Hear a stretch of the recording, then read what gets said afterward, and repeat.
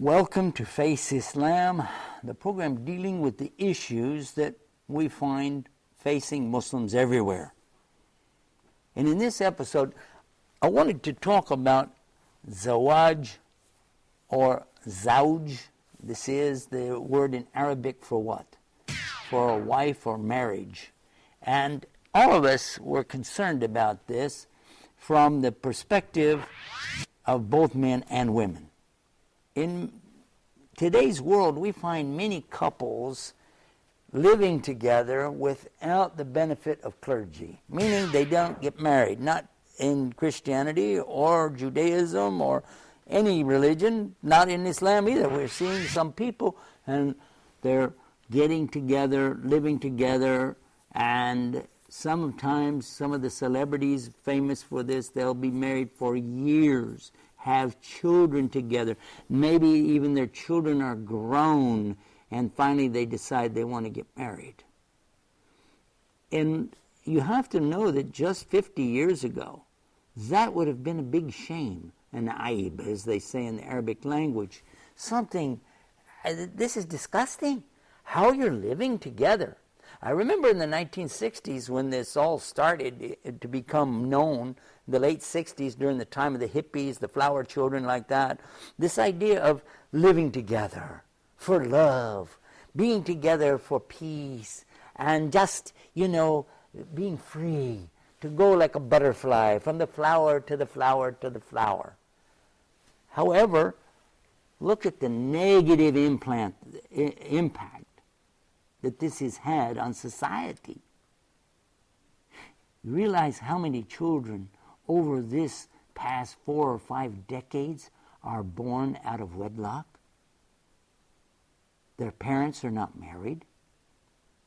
And before you draw a hasty conclusion and say, oh, that doesn't matter, I challenge you to visit the prisons that I've visited and see how many of these prisoners today, their parents were not married, or if they were married, they ran off with somebody else, and the children are not a product of their own mother and father that were married. I met, while I was working in the prisons, one man who did not know who his father was. His mother did not know who her father was, and her mother didn't know who her father was. This has a huge impact on our society because these children don't have the benefit of the counseling of a responsible father, someone who will help them to grow up, to be in this world as a moral, upright citizen, setting the example, having a good job, and working with other people, Muslim or non-Muslim, but working together to build our society and our civilization.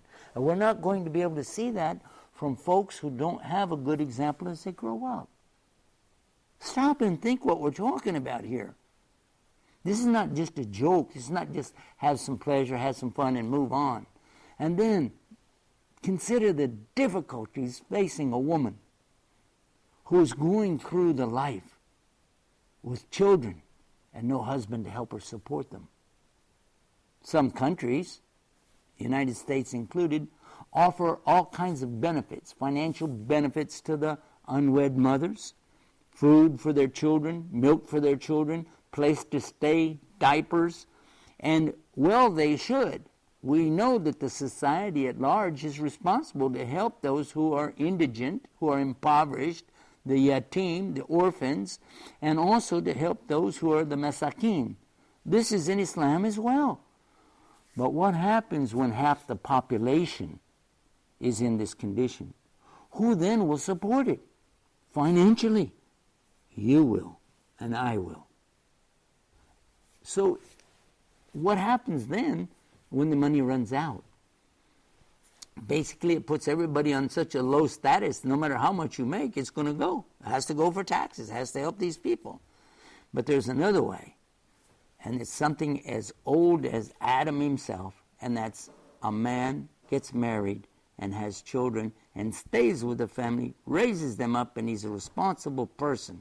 It makes a huge change immediately. Marriage is a very vital part of the human beings in Islam. So much so that our Prophet Muhammad, peace be upon him, he told us that getting married is half your deen. This means that in my deen, of course, I'm worshiping Allah, I'm being a good person, a responsible citizen, but only half until I get married. It's funny, isn't it? Because in English, we say, when we talk about our wives, my other half. Talk about the husbands, they say the other half. Well, now we know about the other half in Islam. And by the way, that's face Islam.